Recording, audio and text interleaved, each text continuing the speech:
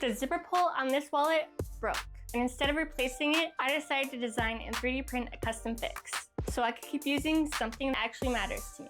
This wallet was given to me by my grandma, so throwing it away over something small wasn't an option. It still holds everything I need. It's in good shape, even though it's pink.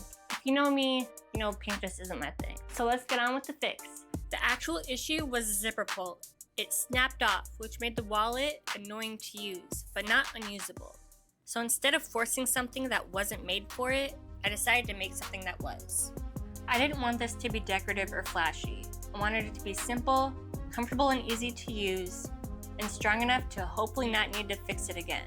But if I do, at least I'll know what to do. Start by taking the broken zipper pull and a caliper and measure the length, and then create a line with that measurement in your design software. Then measure the width of the pull and create another line and place it in the middle. And using the points created by the lines, you take the 3 points arc tool to make the bottom of the new pull. For the top, measure the top width of the old pull and create a line at the top of the length line.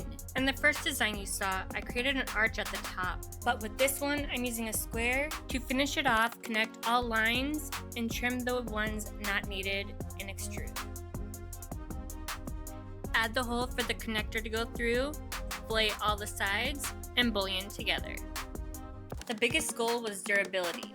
Small prints like this fail when stress concentrates in one spot, so I focused on thicker connection points and smooth transitions. Now we have 2 designs. Now let's get them printing and try on our zipper pulls.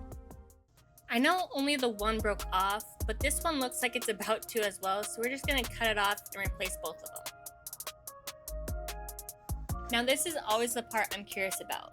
Does it actually work the way it did in my head?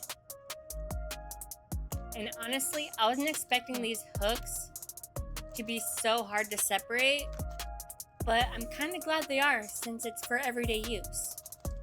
Once I learned how to get them apart, the rest was pretty easy on putting the holes on.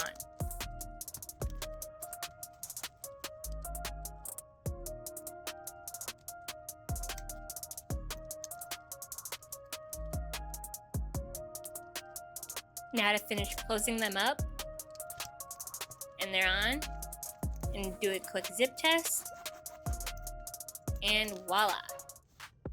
It's not a huge project, it's not flashy, but it did fix something I use every day and let me keep using something that has meaning to me. That's one of my favorite things about 3D printing. It's not always about making something new. Sometimes it's about keeping the old stuff going. So yes, the pink lives on.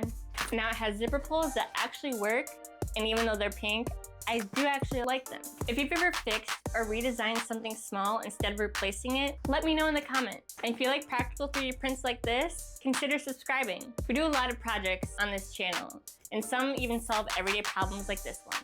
Thanks for watching, and we'll see you next time.